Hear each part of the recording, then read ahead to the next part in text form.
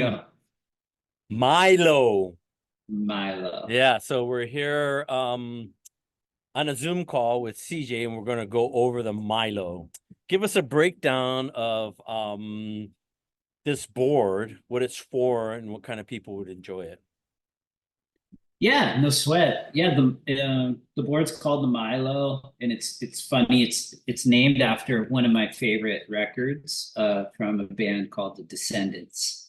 So if anybody wants to nerd out, they can go listen to that Descendants record.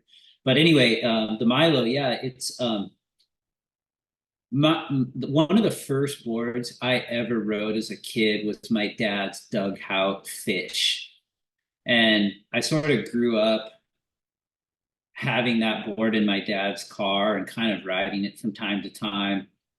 And then I kind of, once I became a good shortboarder, I quit riding it. And then I dug it back out when I was maybe like 18.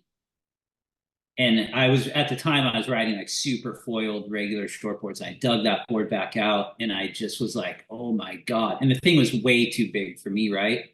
Like you can, if you look at the Milo rail, it's full and the deck is flat.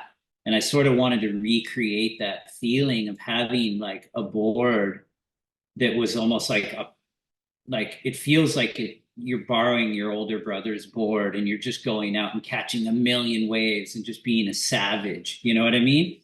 And so it's funny you say that it looks like you would make friends on it because that's exactly what I wanted to do was have a board that like took me back to that place of like being on a shortboard and then grabbing my dad's fish and going out and just being like a savage and just having the best time on it. So that's the intent behind it. And then the other intent, why it's not exactly like my dad's board, is because there was a time in my life when I was shortboarding and I was riding like 5'5", 19 and a quarter, like law style round nose fish, sort of performance fishes too. And so when we made the Milo, I sort of wanted to roll both of those boards into one. So sort of the outline of a performance fish, but like the ethos of my father's original kind of MR fish. So it's kind of like when I look at it, I'm like, fuck, it's like the perfect blend of those two boards. And so my dad's board was just a 20. The Lost sort of 5'5", 19 and a quarter, that was like a twin with a trailer. And so we made the Milo a twin with a trailer. So there's more options. Um, but yeah, it's just like a really classic, traditional, flat decked. Um, you know, it's just flat decked fish. The bottom is flat to double concave with a little bit of V out the tail. So it's very similar to the other boards like the Outlier X or the bottoms are the same. Um, yeah, and it's just like honestly, it's like maybe the most fun board I have. It's crazy. You can ride it in good waves or you can ride it in knee high waves. It's just like it's one of those boards that is just we really built it for fun. There's no like competitive incentives there. It's just like a board to take and have like the time of your life on.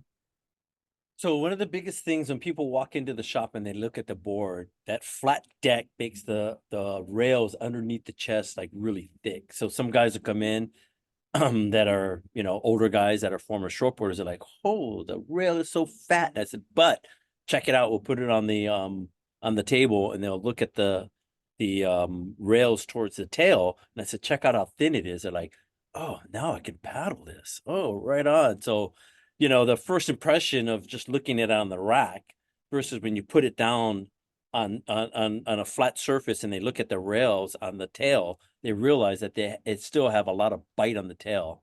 And personally, I like swallowtails because you get that extra grip when you take off down the line, and it's just yeah, I love Yeah. swallowtails. But Yeah, me yeah. too. So flat deck means it just rolled out to the rails, right? Is that what it means? Yeah, yeah, it's like keeping the thickness, not hiding the thickness, bringing the thickness all the way out as far as you can, basically to the rail. So the board just sits on the water and skates around. And yeah, like it just catches waves like crazy. You know what I mean? It's anybody who rides it is going to have the best time on it. Yeah. I'm It's great. thinking anybody that rides this, so somebody that's transitioning to a smaller board, like from longboard, fun boardish and trying to get down to a shortboard, they can ride this and still be riding a little bit, forward, not on the tail and still surf it, but then the guys that are better surfers that know how to step on the tail will still be able to crank turns and stuff like that. Is that true?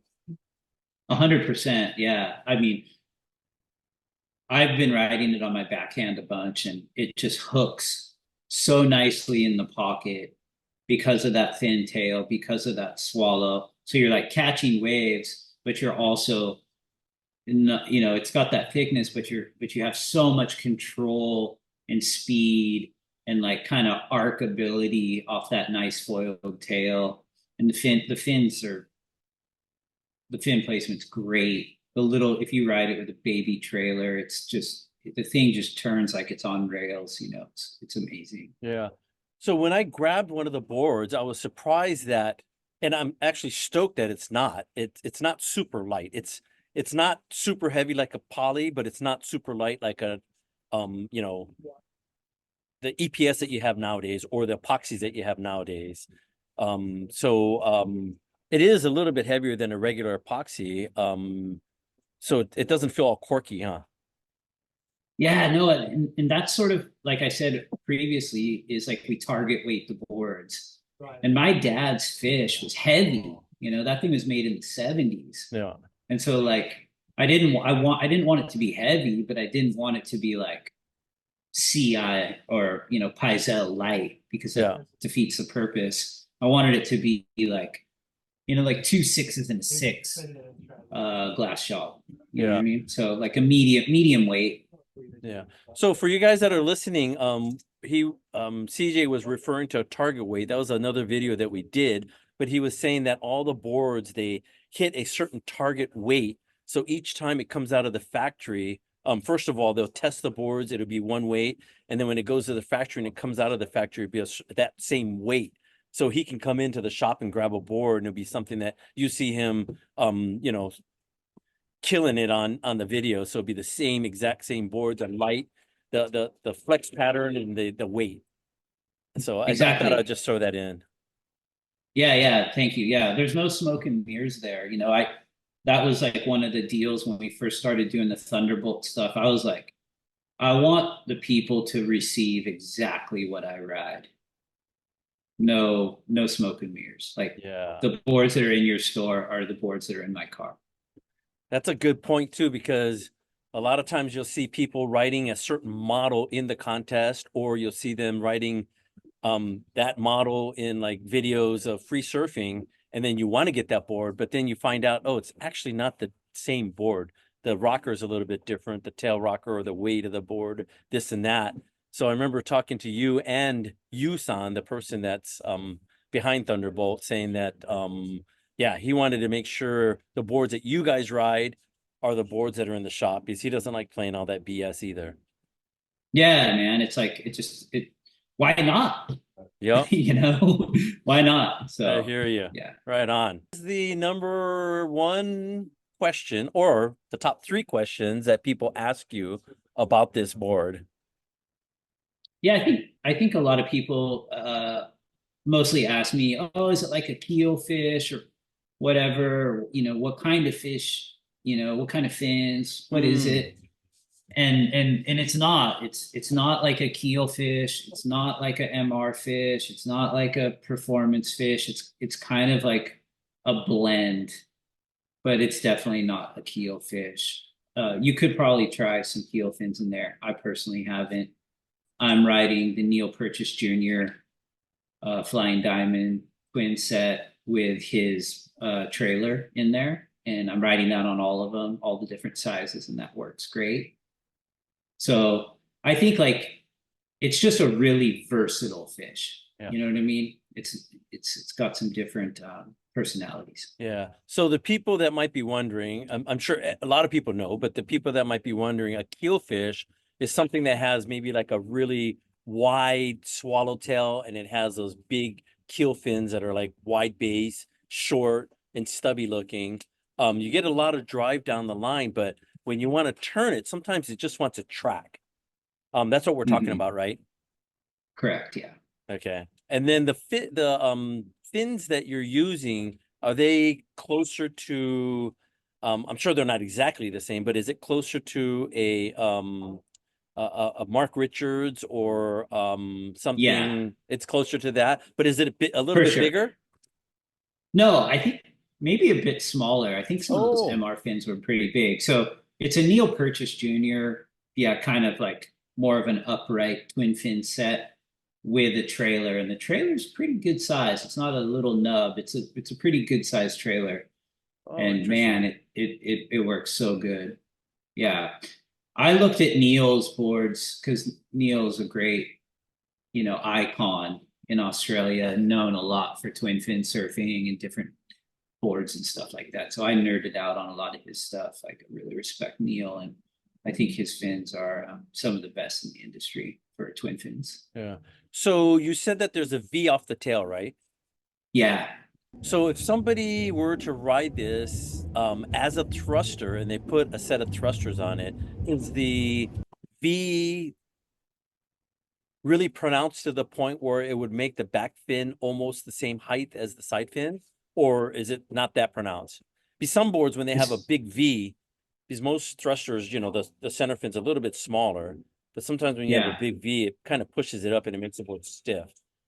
I haven't set it up like that, but I don't anticipate that, but I'd be curious for you to set it up and see if that's the case. But it's a slight V. Okay. And I just believe in subtlety. Like all the boards, there's things are pretty subtle in there. Okay. So I don't see that happening, but maybe you could let me know. Yeah. What about twin finning it? I haven't ridden it like that, but I can't wait. I bet it's going to be Yeah. crazy. There's a Yeah. guy that came in here is a really good surfer. And he actually rides the thruster boards, the side fins are a little bit more further up than a traditional or like a high performance twin fin. But he is mostly a longboarder, but on his short boards, like fishier boards, and even his gun, he said he rides it as a twin. Even like on an 8-foot Yamaha, he rides it as a twin. And he's like, it works for him because he's a little bit more forward on the board, not like a short boarder on the tail. And I was like, oh, Hmm. that just opened up my mind. I was like, oh man, maybe I should try some of my boards that way. Um, and try to surf it that way and see what happens. So yeah, it'd be interesting to try that board as Yeah. a twin fin. Oh, I'm sure it's going to be great as a twin fin. Sorry, I didn't mean to go down that rabbit hole there, but No, I love that. I love hearing that. I love, it's so funny. People just nerd out so hard on fins and stuff, and I love that, man. It's cool. right on. Construction is the red construction. Yeah, red and black. We got the blacks in there. Yeah. Yeah, yeah. And I'm riding, I rode the black first, and now I'm riding a red, and they work relatively the same. I think with that board in particular, it's, the thinner the boards are, sort of the more you can like tell the difference between the flexes. Yeah. And I feel like this board, it's kind of similar. I think the black has a little bit more longevity in its pop, right? Like, skateboarders always say, like, oh, like my board lost its pop. It's time for a new deck. Yep. Like it doesn't ollie as good anymore.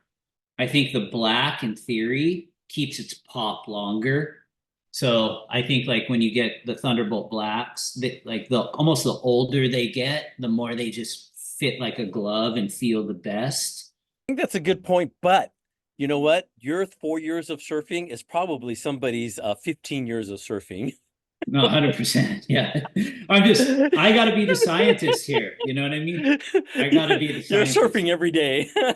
Yeah, all the time. Right on, Yeah. CJ. Thank you very much, man. Thank you very much for spending all Yeah. the time. Thank you very Just, much for your time. I appreciate it. you're welcome, brother. Thank Right you. on.